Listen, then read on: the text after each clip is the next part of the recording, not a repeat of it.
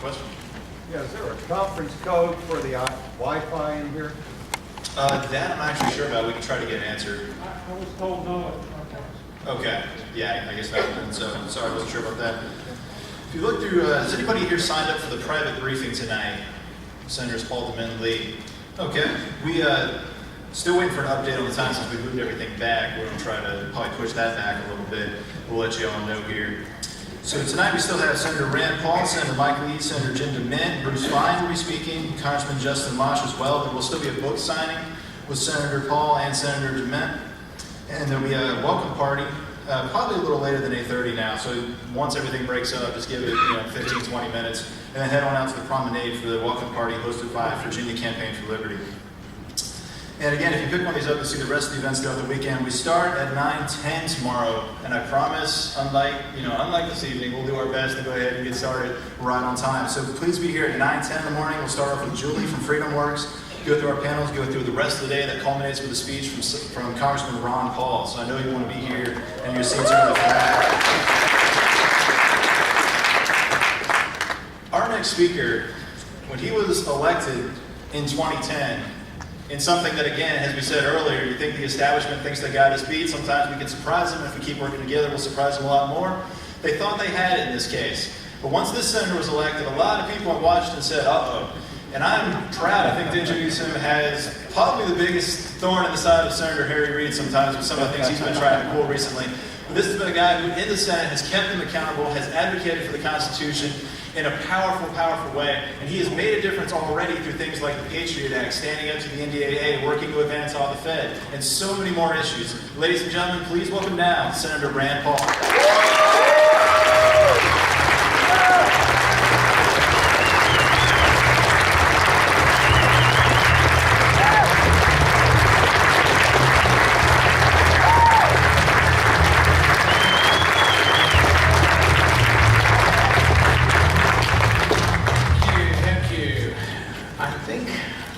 Maybe the least popular person in Washington today.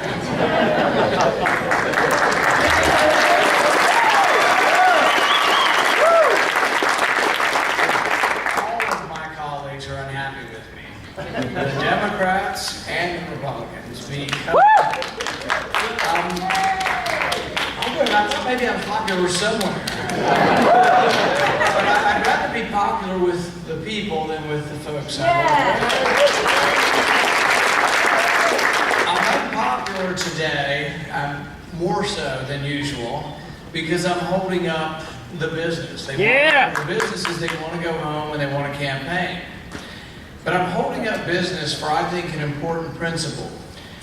We continue to send aid to foreign countries who I think disrespect us, often do things counterproductive. The money often is stolen as graft. The money is often for what it was intended to do, often does the opposite. And we just don't plain have the money to be sending them. I tell them you can't borrow money from China to send it to Pakistan. It makes no sense. That's what we're doing.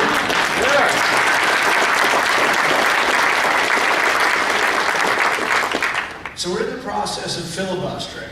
Sometimes it turns out like Mr. Smith goes to Washington and they're talking, but a lot of times it's not, but it's still annoying because they want to go home. But they have to wait 30 hours for each time things stop, and because of the way it's structured this week, we're going to vote at 1 this morning, which is one of the reasons why I'm a very unpopular guy today.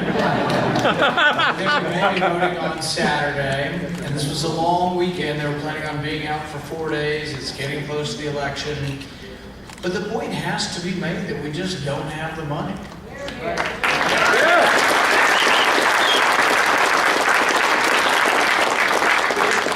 If you ask the American people this question, about 80% of the people are with us. They think we shouldn't be sending foreign welfare checks to any country. Right. That's right. But if you ask the Congress, if you ask the Senate, it's actually the opposite. So that's sort of why I'm having difficulty getting this vote. My side doesn't want to have the vote because half of the Republicans support foreign aid. In fact, many of them would increase foreign aid. About a month ago, we actually gave Pakistan an extra $1 billion. Bring us all to speak. Just open up the supply chains, but I'm ready to come home from Pakistan.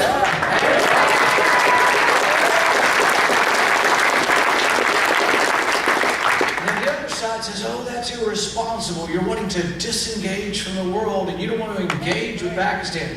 There's no reason we can't still be allied with countries.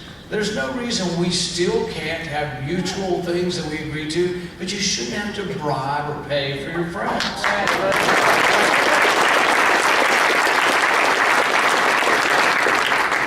I don't know if we can win this vote or not. I'm a pessimist. I think we'd still lose if we had the vote.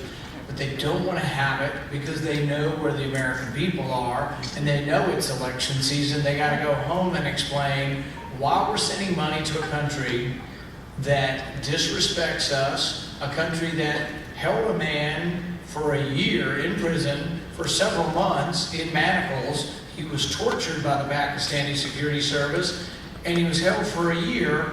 Then he gets a trial. Now he's being held for life for the crime of supposedly helping America get bin Laden. I just think that they don't really want to have this vote, my side or their side, to say that they still support sending your dollars to Pakistan. So we'll see where this plays out. Thank you. In the midst of all of this, we haven't given up on Audit the Fed.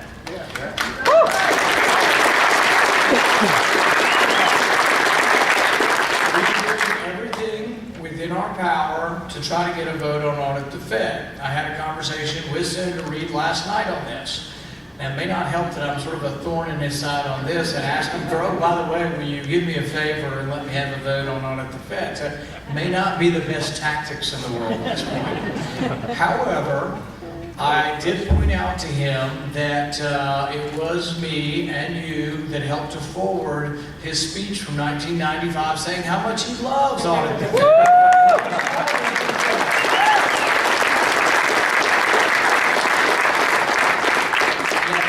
Say that he really appreciated it, but I think he's probably got more hits on that YouTube than he's got on any of his speeches. But he goes on and on. For those of you who haven't seen it, it's in 1995. He goes on and on. He's always been for Audit the Fed. Back since 1987, he goes on and on about how we have to audit the Fed. And then when he ran in 2010, there's another little short clip. He's debating Sharon Angle, and Sharon Angle says how much she's for Audit the Fed, and he comes back and says, so am I. I'm for Audit the Fed. So as recently as 2010, he's been for it. The caucuses are somewhat split. I think we'd get most of the Republican votes. When we had this vote on my dad's amendment, when it was Senator DeMintz was the key sponsor a couple years ago, they got 37 Republicans. I think we can do a little better than that. I think we could get low 40s, maybe high 40s. We have to get all the Republicans to sort of get out of the way to let this happen. But then the only way we'd win is if we got some Democrats. But there are some. I mean, there were 7 or 8 last time that supported it. We might need 15 or 20. But if you have a Democrat as your senator, or if you just like to communicate with Harry Reid, it doesn't hurt. Send him an email. Let him know that we want to vote on Audit the Fed.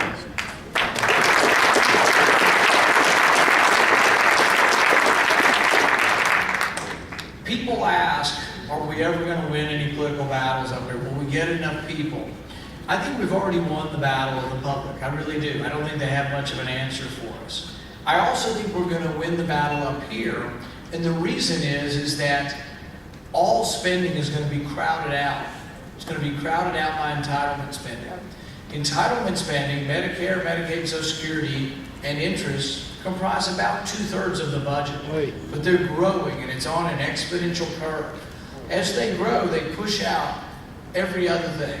While I'm not a proponent of every other thing that's in the discretionary budget, I try to tell all those people, because I try to bring in allies wherever we can find them, if you want that stuff, you got to fix the entitlements. If you want this stuff you're getting, and I'm not saying I'm for all that stuff, I'm just saying those people potentially are going to come along and say we have to fix entitlements. So I think entitlements will be fixed. There's a chance that if this election goes away from President Obama, away from Harry Reid, then maybe we get it fixed. It's not a guarantee if we get Republicans in charge. It makes a difference what kind of Republicans.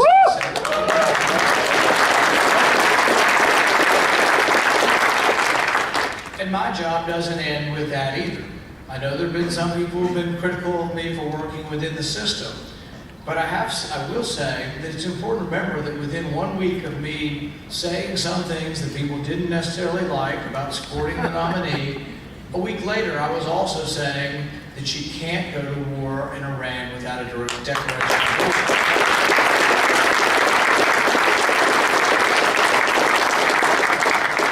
We also were able to attach language to a bill that says nothing in this bill is to be construed as a declaration of war, or nothing in this bill is to be construed as an authorization to use force. These aren't winning the whole battle, but they're winning part of the battle in the sense that we're saying you have to come back. And I'm getting people to accept, Republicans, some Democrats, to accept. Even Harry Reid stood up and said, oh, this isn't about war, we're not declaring war. Well, yeah, but I want to make sure that that's explicit, because what happens is the language gets stronger and stronger about how much we're going to do, what we're going to do, that then everybody says, oh, you gave us permission. And whether it's our nominee saying it, my nominee, or whether it's a Democrat nominee saying this, we will hold them accountable. And you will see me standing up and saying we have to obey the Constitution.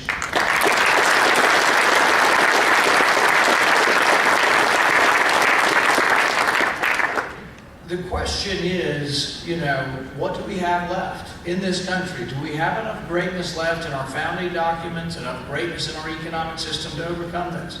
To me, actually, I'm often fascinated at how much wealth creating, how much wealth there is for humanitarian purposes, for charitable purposes, but how much is within a system that is really beleaguered on a day-to-day fashion. I mean, for years. This didn't start with President Obama. It went through Republican administration and Democrat administration. And really a lot of it goes back to the 1930s when we changed our mind and thought that Big Brother and big government could do everything for us. But there's an amazing amount of resilience out there. The system of free exchange, of capitalism, has created enormous wealth. So I think we could rebound in a very quick fashion if we get the right kind of people. But we are headed off a cliff. People talk about a fiscal cliff. That's nothing compared to what I think we're headed towards. We're headed towards a cliff. It's a cliff. It is a type of Armageddon. I don't want to talk in apocalyptic term, but it is, in a sense, something that we're headed towards, that there may be a point of no return. You talk about interest on the debt. Every point of interest that it rises adds $1 trillion worth of payments over 10 years. Every point in interest that rises slows the economy down. Our economy is languishing. We're growing a point or two at a time. And people say, oh, the reason we don't have enough revenue is because rates were reduced. Well, the objective facts say otherwise. When the rates went down, 2001, 2003, and you look at revenue as a percentage of GDP, revenue keeps humming along about 18%. Unfortunately, spending is always around 20% at that time. And that went on for decades, and that's why we ran deficits. But revenue finally drops when we have a recession. Revenue is way down as a percentage of GDP right now because of the recession. It doesn't have anything to do with rates. So raising rates is exactly the wrong thing to do. And so we have this argument, are the rich paying their fair share? Well, yeah, if you want to make the tax system more fair, you would have to lower the taxes on the rich. The rich are paying the majority of income tax.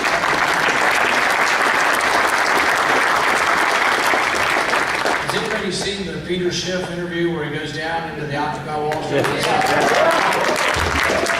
cracks me up. Only Peter Schiff is brave enough. But he went down the side.